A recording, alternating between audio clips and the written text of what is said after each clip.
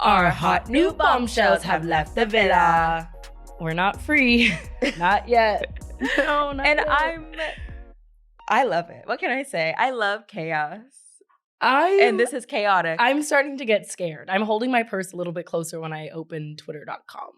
Not only Twitter, girl, Instagram. Instagram, Reddit. Okay, so there's a lot to catch up on regarding Love Island USA season 7. Yeah. You thought the drama would stop when they left the villa? Oh, no. Oh, we just getting started. It's turned up to, I would say, a 12. Yeah. Maybe even a 19. Sure. Where to begin? Where to begin? I think the latest and the greatest. It's Monday when we're recording. I wish we were recording after the Keke Palmer interview. Oh, yeah. We'll get that tonight. But Keke Palmer has our sisters, Shelly and Alandria, on the show. Our tethers, if you will. Yeah. They're the most beautiful women I've ever seen in my entire life. And that's what I'm hoping to manifest for us. I know. I'm like, no, I'll take it. I'll take that. At 31, we're hoping that things change. I'm actually 30. But anyway, first thing that we have to talk about, the latest as of Monday morning, is Sierra. Sierra posted, and I quote, it was like a video of her like dancing in a bikini. The caption was, "You look happier." And then she says, "Thanks. I booked a flight to Mykonos after surviving the villain edit on a reality TV show. And I didn't end up with a guy who never actually liked me and wanted my friend the entire time." Come on with that run-on sentence. She has a testimony today. She's been through some stuff. Woo! I saw that and I literally... Like when I saw that it was posted 10 minutes before, I screenshot immediately. It was I need to tell every single person I've ever met about this. Sierra has broken her silence on Nicolandria. Wait, I have an important question. Do you follow them on Instagram or any social media? I follow the ones that I like. Oh, I for my own mental health, I cannot follow them. Yeah, I mean, and we'll see it, on every other social media. But I gotta follow my girls. I have to follow Shelly and Alandria, of course. Get them. I followed Sierra because I wanted to see what she would say after her removal. And let's see that shirt that you're wearing. Messy, just like. Do we have it on every? Oh, totally. Just a close crop of that. No. Oh my god. Well, the thing that so many things made me go. Oh, and I followed Ace and Nick, of course, too. Ally to men. To Leos. Oh, right. He's a Leo. I forgot. Nick is a Leo too? No. Oh, okay. Wait, okay. Back to Sierra. Yes. I feel like so many things brought pause to my little noggin over here. One, the villain edit where? Yeah. I was like, because pans to Huda, don't erase her. Okay, so who do you think actually got the villain edit on Love Island season 7? I'm going to shake the table. Villain edits came for Shelly and for Ace.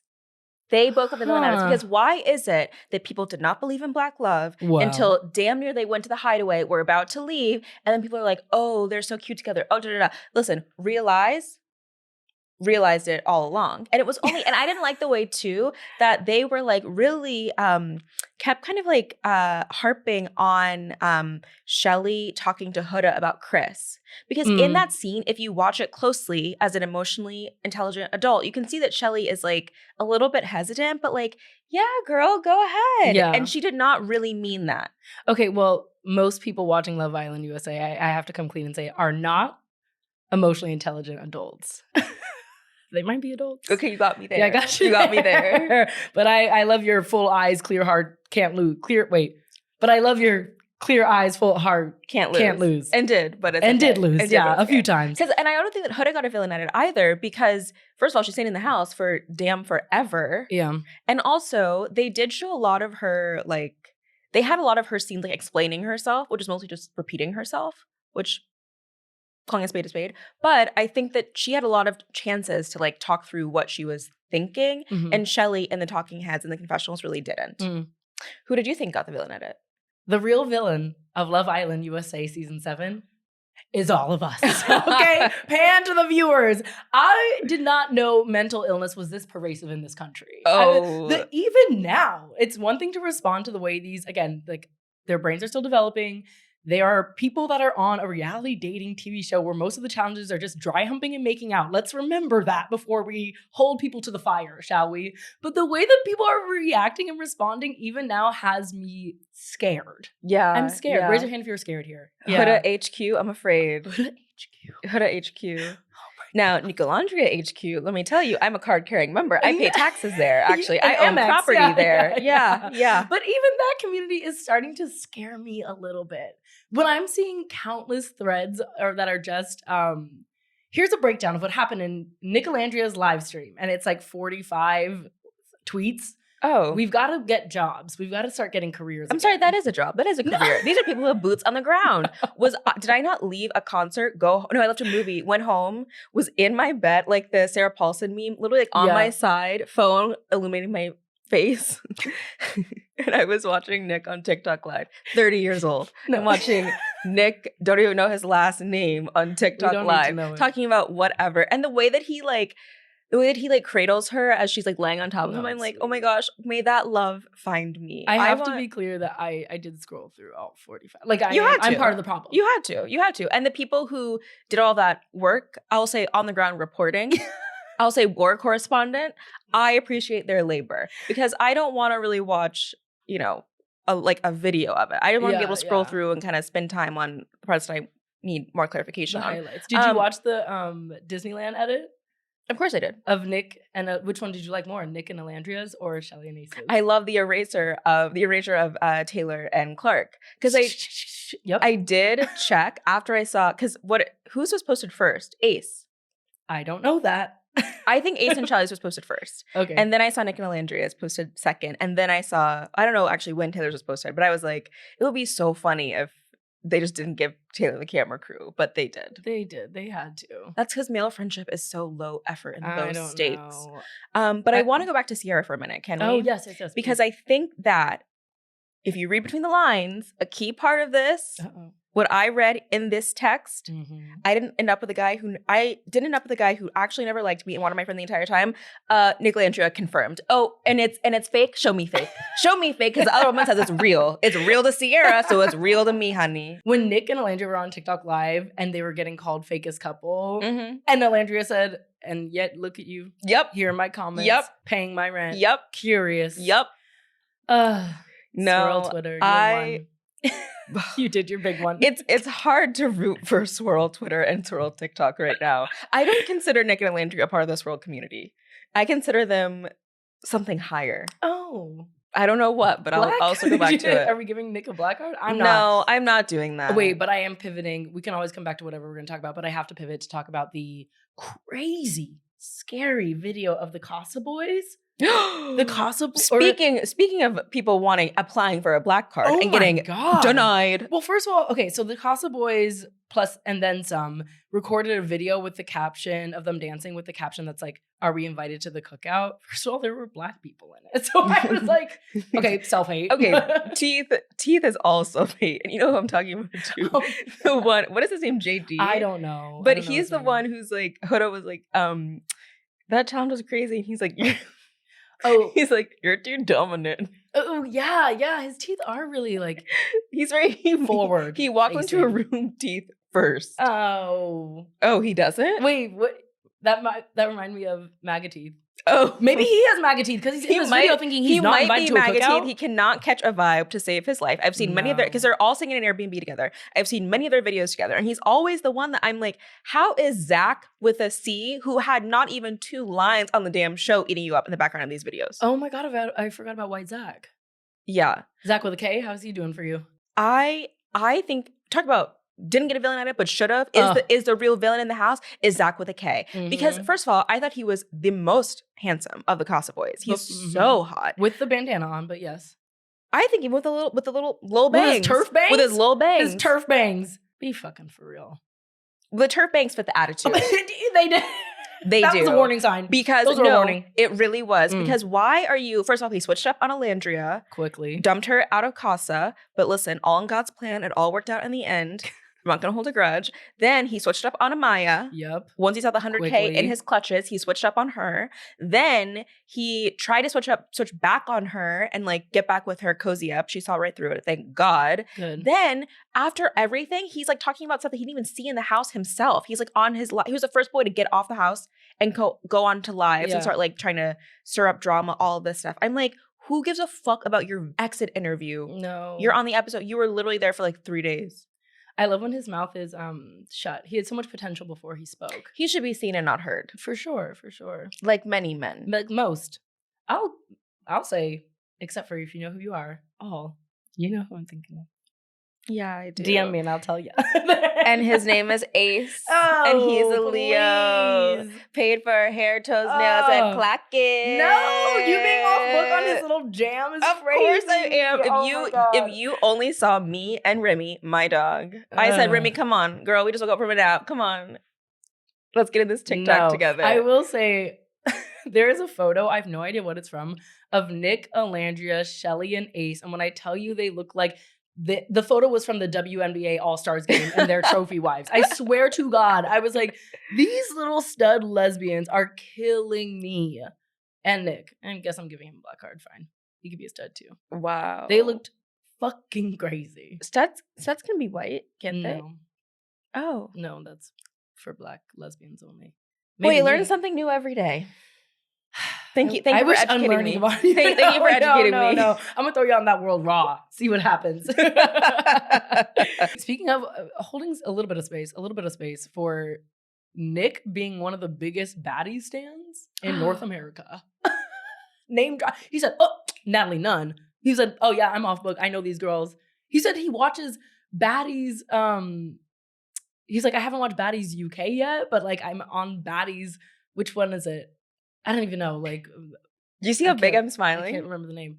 I just love Nick. What can I say? It's really it's shockingly organic.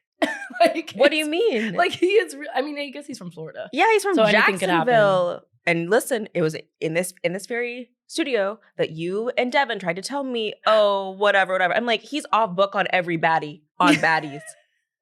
And you think he's faking it, and you think he doesn't love a black woman. Please. That was never me that said that. Well, and let me tell you, I was going through our TikTok comments last night about to go back to every single person. Oh, they're not going to last 2 weeks. Okay, well. Let's ask the audience.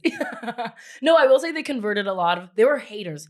Okay, there were people that didn't believe in the Nicolandria hype. They tried to bury us, but guess what? I'm a seed and a weed. Oh. I'm going to grow wherever. Okay. That's weird. But I like that for you. I think we have to dream bigger, but I like that for you. We teach girls to shrink themselves. Don't do that. To make themselves Don't bring her smaller. In this room. Speaking of someone who's not shrinking herself. Who? Miss Alex Cooper. She had both Amaya on Call Her Daddy and Huda on Call Her Daddy. For sure. Did you watch them? I watched Huda's. I didn't watch Amaya's. Yeah. I figured out whatever happened, someone would tell me. That's fair. Yeah. I feel like the only takeaway from Amaya's is that she thought that Euphoria boy, Jacob Elordi as Nate in Euphoria was hot. And that made me really nervous for my sister. But that's spooky. Yeah. That's spooky scary. But we all have our vices.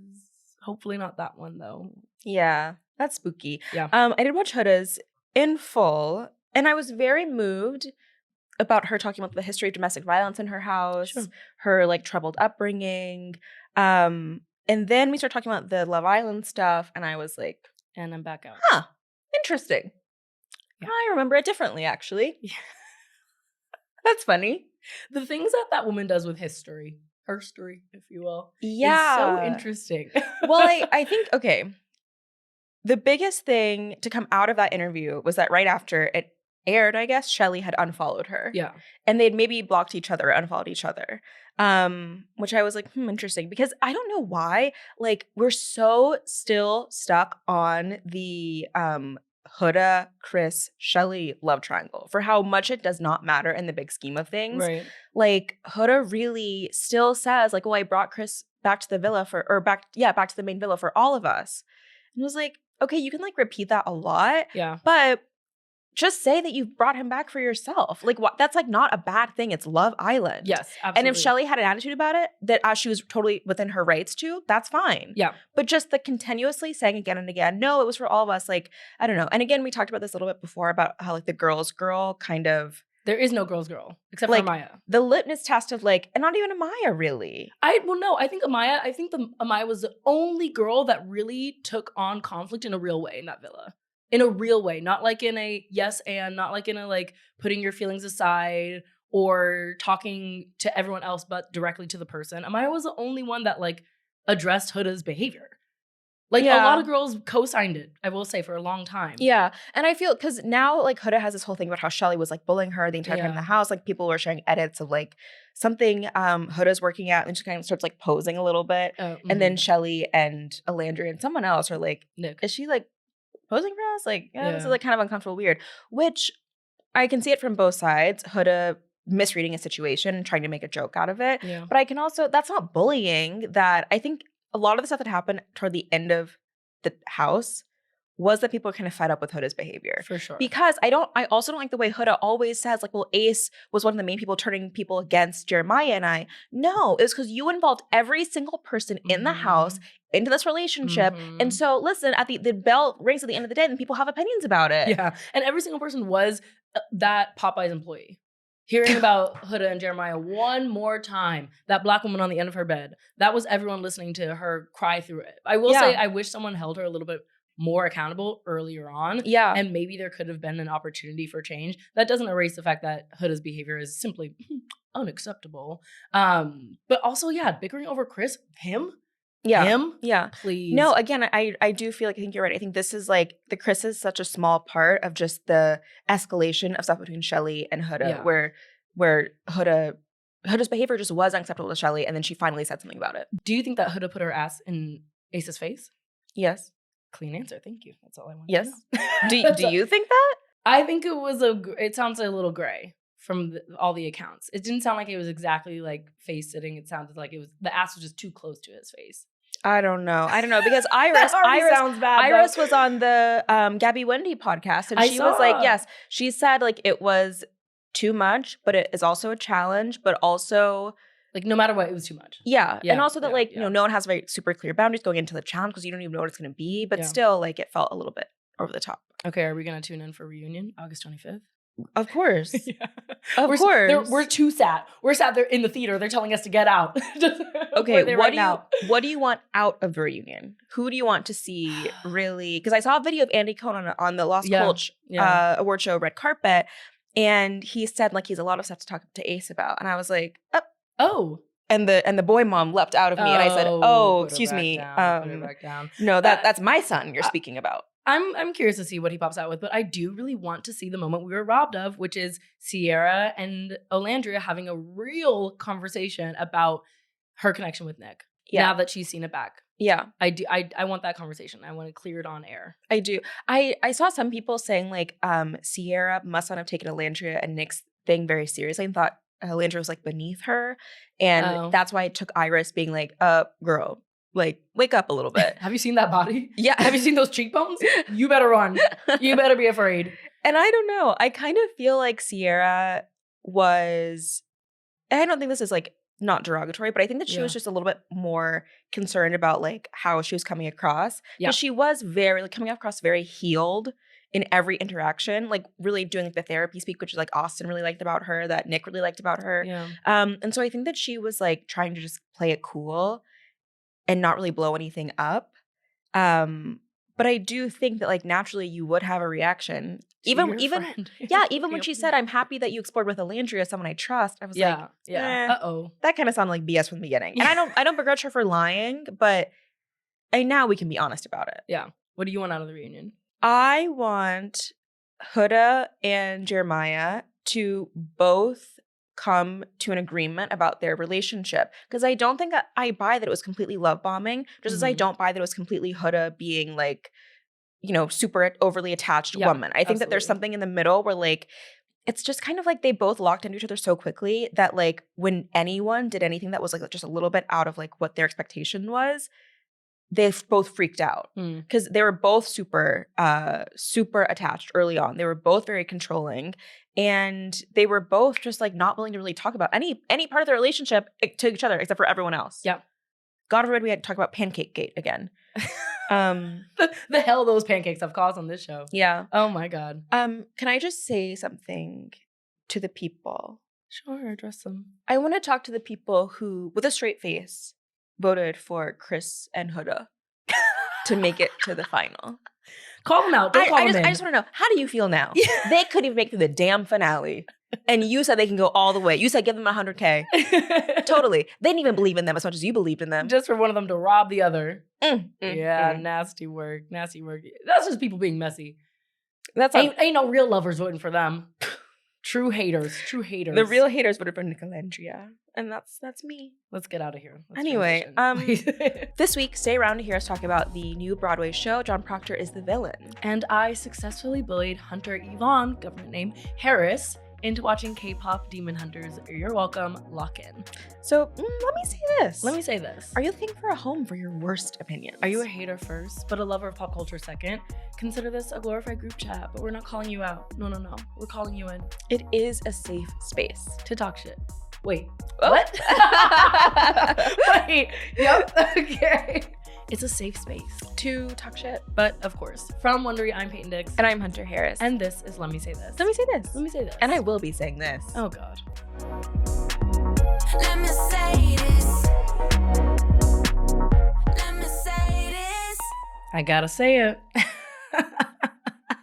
Netflix did their big one. When you're right, you're right. And I always have been, except for those 2 times. So. Yep, totally. Let's just keep it moving. Do you have me to find out? No, I'm kidding. Okay. But when I pressed play on K-pop Demon Hunters, I did not expect my life to change. You know, there's this video of this guy outside of club, and he's like, what does he say? He said, the club is bumping, the drinks are flowing, there's so much pain in the world right now, but not in this room. Yeah. That's how it feels to watch K-pop Demon Hunters. Yeah. So you pressed play? I did. You did? I did press play. Okay, quick logline. K-pop Demon Hunters is a new Netflix fantasy musical about a world-renowned K-pop girl group balancing their lives in the spotlight with their secret identities as demon hunters. Something that Hunter will obviously press play on, of course. Of course. No, I said, the Leo and me said they are Huntrix. Huntrix is their girl group name. Yeah, very similar to Hunter. Demon Hunter. I do it a lot. Sometimes in this very room. Sometimes there's a gun pointed at me in this very room. And one of the members is named Rumi, which is only 1 letter away from Remy. It is magical the way you find a path back to yourself always. You said where there's a will, there's a way. Yeah, and there is a will. So go ahead and tell me what you thought about the movie. I was kind of like, I was really charmed by it. Yeah. But I really locked in once I heard the music. Because that first song, I was like, oh, this is like a banger. I was like, oh, low-key, like, who's on this? Like, who's doing this? And I was not expecting that. I did not realize that the music was like such a core part of it. And now that they have, I read a New York Times story today, they have 8 songs on the Billboard Top 100. Period. Because the music is legitimately so good. Yeah. And I love that, which kind of felt, I mean, obviously the Into the Spider-Verse parallels are like present, like same studio, not the same like style of animation, but like definitely have like a lot in common visually. Yeah. But yeah, I love it when like that musical component is just as strong. It's not like Empire music where you're like, oh yeah, this is music made for a TV show. Comparing K-pop Demon Hunters and Empire is the craziest thing that you've ever done. I don't think so. They both have like, you know, made music for certain worlds. You can hear, you know, one sounds like something let's not even get shady, and the other sounds like K-pop Demon Hunters. Like, careful. But yeah, no, I really loved it. I love like the bond between like the 3 girls. I thought that was really sweet. Yes. Oh, sisterhood. I will say when I was just looking for something to play as I clean my apartment, just like background noise, I opened it and I thought, no, this is going to be like too silly. This is a little too brain off. But then when I started watching, I think like some documentary, I said, the brain is still on K-pop Demon Hunters. I'm like, I wonder what those girls are up to. Maybe I should just press play.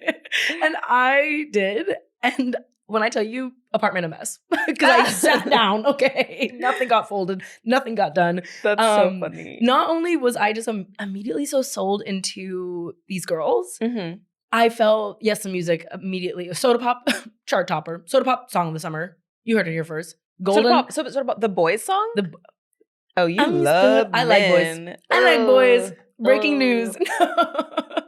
Oh, I gotta stop doing that on this podcast. I don't have, shockingly maybe, a relationship to K-pop. I don't have any big feelings about it. I have like an understanding of it. BTS, shout out ARMY. Blackpink in your area. Like, I even watched that Pop Academy Netflix docuseries about Cat's Eye, but I didn't have a personal draw to it. Mm-hmm. And for some reason, something about this movie set up a really nice entry point into K-pop for people who aren't K-pop stans. Like, you didn't have to be well-versed into K-pop to connect to this movie, to connect to the story of friendship or hiding your scars because you're afraid to be your full person. Mm. Oh, Rumi did the artist way. I know Julia Cameron had an influence over these women. For sure. And you know For who sure. else she has an influence over? Me. You started the artist way. I started the artist way. Put a pin in this. We gotta come back. I know. I was gonna Put a save pin. it. I was gonna save it. Oh for my the, god, you put a pin. But I just it was too good. Hunter saw me playing piano and said, that made me put it down, low key. He said, "Get me out of here, free me." But yeah, I think that the animation style, there was something that was so lovely about how detail oriented it was. Mm-hmm. Like the sexuality of these really sexy K-pop boys band that was like, yes, there was some that were built like a truck, and then there were others that just had like the wind blowing and the little bottom of the shirt goes up and you see like a brief ab. Like it was so particular. There's a small little like side shoulder check between Rooney and Jinu that just, horny. Real lovers woke up. Yeah. I was at attention whenever you see like that one guy's abs. And then was it one of the girls' eyes like turned into like a little like corn on the cob. Yes. And then he like, it's like his abs like put butter on the corn cobs. And I was like, oh, my culture. I love corn on the cob, especially in summer. It's so good. Oh, I also love thought you meant like abs. horniness. Oh. He said, I love corn. Actually. I do love corn. You said this is a family-friendly podcast. I love corn. do. Not anything I sexual. do. I love men's abs. I love a men's abs. That's not named Drake. Those Christ. abs are real.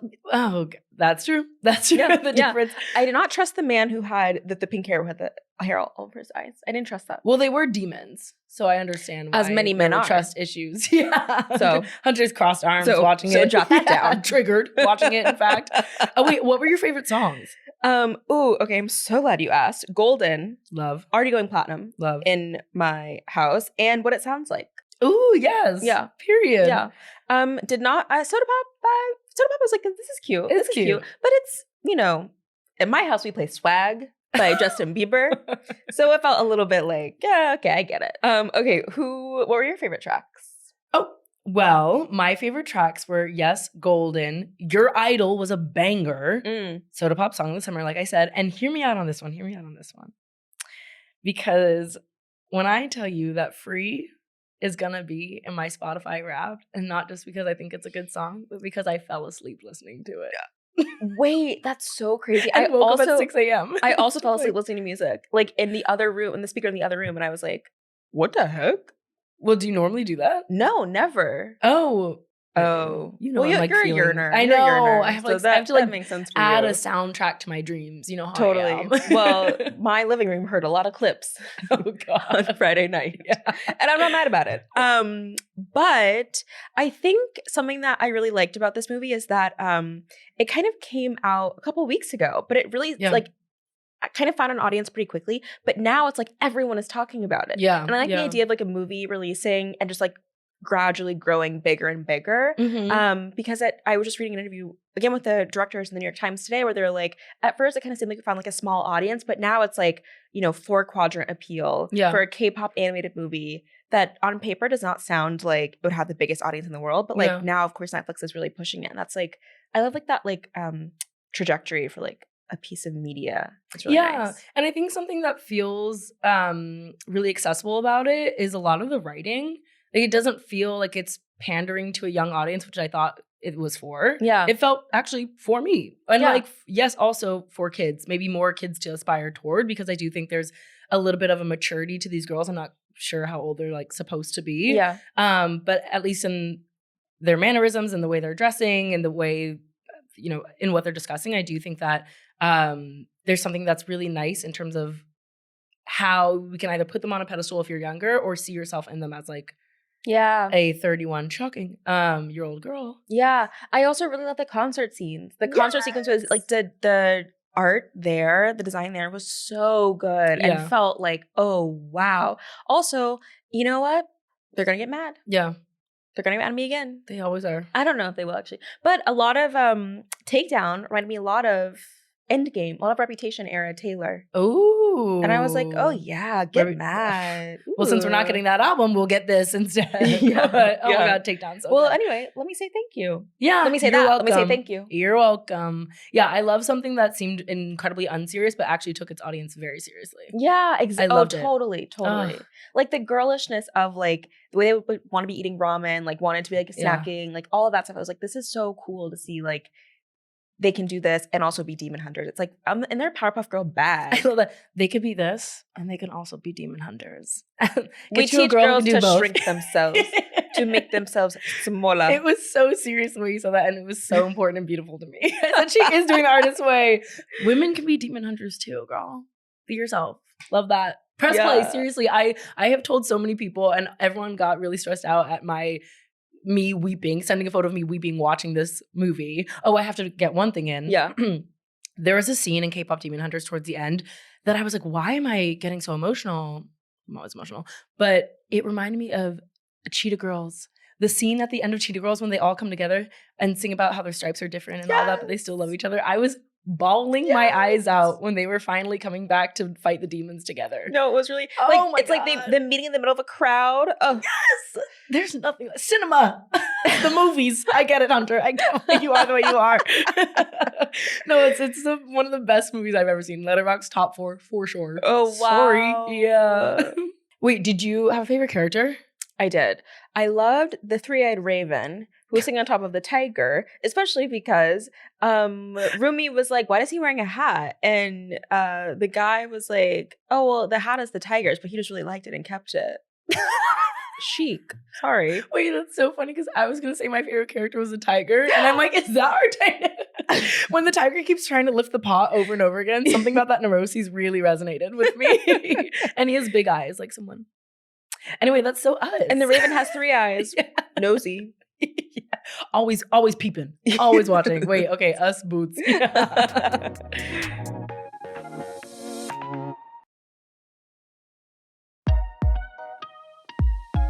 This is really an episode about girlhood. About friendship. Oh my gosh. About love. Should we watch Lady Bird later? You probably will anyway. I probably. But we saw John Proctor is a Villain last week. Okay. So going into it, I read that like girls were coming out of the theater. Yeah. The Booth Theater. Yeah. John Wilkes? I don't know. I hope not. Coming out of the theater, screaming, crying, sobbing, shaking, throwing up uncontrollably. For sure. Because they were so moved by this. Yeah. And I said, we'll see about that. I said challenge accepted. Yeah. See, for me, I'm like, easy. I like saw an ant get crushed and I'm like, fuck. I'm just like, let's see what happens here. I said, No, I knew I'd be those girls. We'll see. I'd be with them. That's a real hater in me. No, but I went to see this play with the newsletter Lit Girl on Substack. It was very cool. So we went to the play and then like went to like a dinner after and just like honestly cried and talked about the play. So if you haven't seen it yet, which you should, we will not spoil it here, but it is by the playwright Kimberly Bellflower, and it's a revisionist take on The Crucible by Arthur Miller, and it centers on a group of high school girls who are reading The Crucible in their like AP Lit class, and as they're reading it, like the events of The Crucible kind of happen to the girls. Yeah. It starred Sadie Sink, and now it stars Kiara something. I can't remember her name, but I saw the same actress too. Yeah. Sadie Sink is not in it anymore. We didn't see it with Sadie Sink, but she will be executive producing the movie for it. Tina Fey, Mark Platt as well, same writer who's just adapting it for screen. But we suggest it's open till August 31st. If you can get to it, run. I would never say run to Times Square, but I'm telling you, run to Times Square. I would say run to Times Square because that's where the closest Olive Garden to my house is. Okay. However, I think that it's like easy to kind of, a lot of stuff is like set in schools now. Yeah. Like Abbott Elementary, obviously, but I feel like a lot of stuff like overcompensating even in some ways. So I don't know. I didn't really know what to expect. I was kind of like, oh, a classroom drama, great. Yeah. But I really liked the like micro focus on like classroom dynamics where like you are both friendly, also kind of competitive, also ambitious. Like the class, like the teacher's pet girl. Mm-hmm. I really loved that character. I thought it was like so the I don't know, kind of a real sense of like stakes and also loss when you're coming from a small town and you like want to be special or want to be like chosen by someone. Yeah. And that really plays out here amongst Yeah. these girls, like with their kind of like favorite teacher. Yeah, I think the last play I had seen before it was All Nighter. Did you see that? No. So at first I was like, oh, am I gonna have fatigue of like a classroom type setup? Yeah. These girls are obviously much younger than All Nighter. Those are college girls, but I thought that the high schoolers, there's about I think 5 girls and 2 boys. Each character is so specific Yeah. and so well done, and you do not need more than those exact 7 characters to embody what it's like to be in high school. Yeah. In high school. And I loved the 2 boys. I loved so much as well. There's like kind of a more like nerdy follower kid who was just He's spitting game though. He was spitting. He's spitting game. He got himself a black woman. Go off. Oh, kind of a spoiler, but not a bad one. Not the main one. But there was even something in his mannerism that was so high school boy. The way high school boy had no sense of posture. In his It like was in his amazing. second scene, I guess, when he's like coming into like a feminist club and he just immediately head down on the desk is like, okay, Yeah. I'll just be here. Yeah, You that's know- Mark. That's Cody. Yeah, You know that type of boy who like even on the subway coming here, I was like, dang. Yeah. Like you don't care at all, do you? I- Life is happening all around you. And actually, what a beautiful way to live. Wish I could embody that more. I'm feeling too much. I don't know why I come into a theater often and I like have a guard up, like have a immediate critique, like in terms of the lens that I'm watching it through. So I was ready to be hater. Oh, Hater in you. oh. And you know when I go into the theater, I get nervous someone will forget their lines. Okay. Someone will miss a Really? cue. That's Yeah. called you have anxiety, babe. Lovingly. But I find myself kind of just like ready to be disappointed, especially when something is so hyped up to me. Mm-hmm. Something that I thought this play did really well for a show that is about the classroom and about like the high school experience is really set up how it feels to like want adults to take you seriously Yeah. and want adults to like believe in the same things you believe in or like even act in like a perfect way. Mhm. The girls, this is like not a spoiler very much, but the girls like are trying to make like a feminist club. It's like around the time of Me Too. And there's this one scene where like the teacher's pet girl is talking to her like female counselor. And she's like, please, can we have a feminist club? Like, I think this would be great for us. And the counselor is like, well, no. So we still live in a patriarchy and Yeah. people feel like it can't be all girls. There has to be like a boy involvement and all that. And just like that like level of like pleading, Yeah. I found extremely moving. Yeah. Like, yeah. I do think there's also something so well done about the aspiration toward womanhood in these girls. Yes, that's what I mean. Yes. Yeah. And I think, yes, you see that in their teacher dynamic and you see it within themselves. Yeah. And the way that they like give each other advice or have a rapport with each other. I think that that's something that's so lovely and charming. And I got nervous about the black girl for a second. Yeah. There's a black girl that's from Atlanta, Georgia. And I had a pause about the writing around her character. But then I actually I put that aside and I felt really empowered and I loved the way that that actress, I forgot her name, I'm sorry, played that role. No, I thought I stood 10 toes behind her. phenomenal. Yeah, I think she yeah. was one of my favorite actresses in the play. But no, I was kind of like, oh, black girl from Atlanta. Yeah, Is she gonna be like too like it's gonna be like a fast girl thing Yeah, or like yeah, she's gonna yeah. like, you know, but it was not that at all.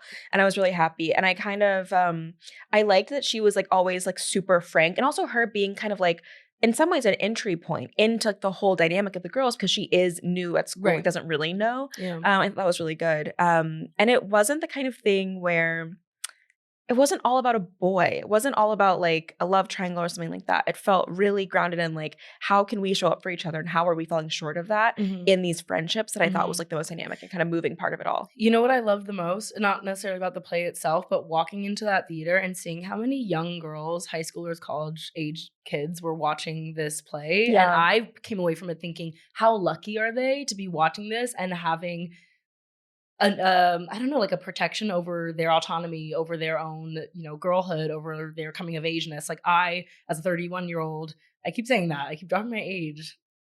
That's fine. I'm not insecure about that at all. No.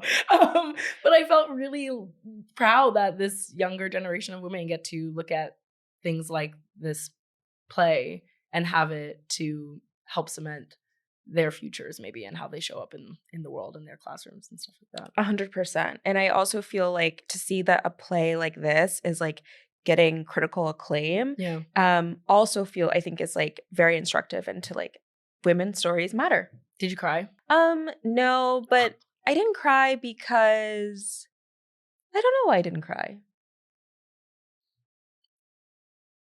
Yeah. Keep that pause in. I don't know why. I mean, I really enjoyed it, and I thought it did a really good. I really love the ending. I was The like, ending, I truly the ending. I was like, fuck, I is so hope good. it ends just like this. Yeah. I hope it ends here. Yeah. Because there's nothing more that I'm it's like gonna it cry. really. Yeah. I could. Yeah. I did. I saw a play of my friends that my friends did off Broadway called Nina, and it was. I tried to get you to see it too, but I think it was like it had like one more show. But it was also about like women who like go to Juilliard and like are in they're like the same class, and this really reminded me of that play Nina, where it's like to be how much do I love her, but how much am I like comparing myself to her, and how am I failing her, and how is she like disappointing me? Like that whole dynamic I thought was so strong in this, and that was like the part that really made me close to tearing up. You're not gonna ask me if I cried? Well, you said it about 31 times. Nasty work. Oh my god. That's why I'm like, how are you not a gay person? Just a Leo, actually. Just a Leo.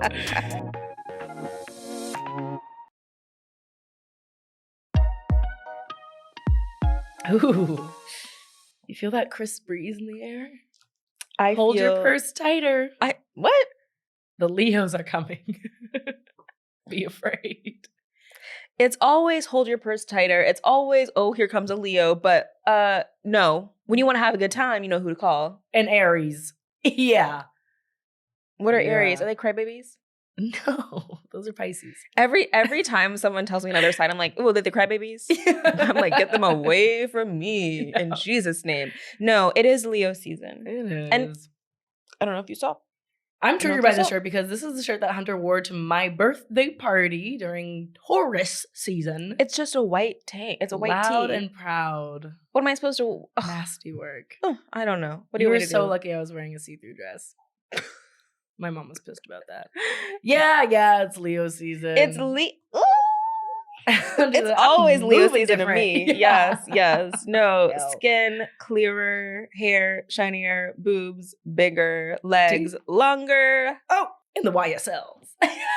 Period. Bank account fuller. Let's rob her, guys. Sorry. What? I'll be normal. Sorry.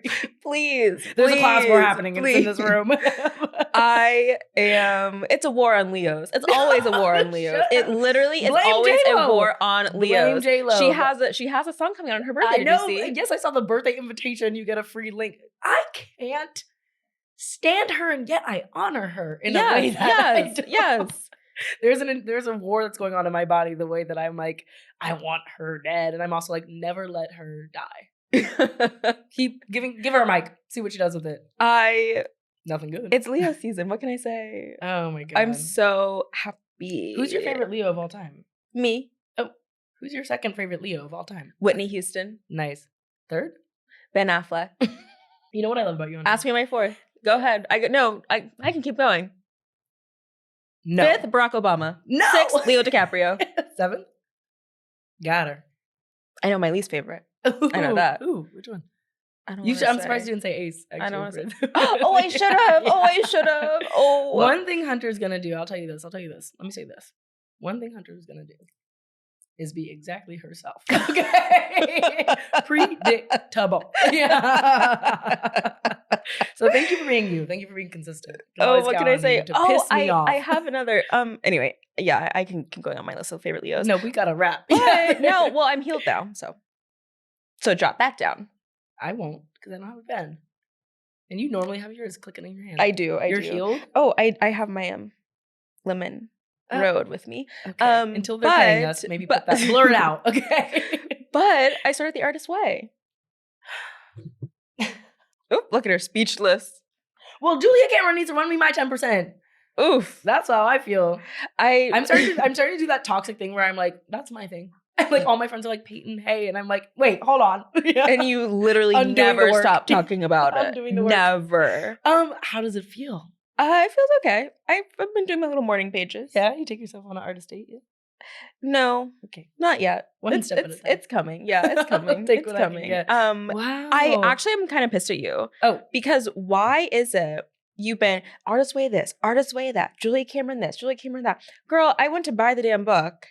I'm like, what is this about to be? I look on the back cover, a quote from my man, Scorsese, right in the back. oh well, sorry, I hate to erase women just by who they may have or may not have been married to.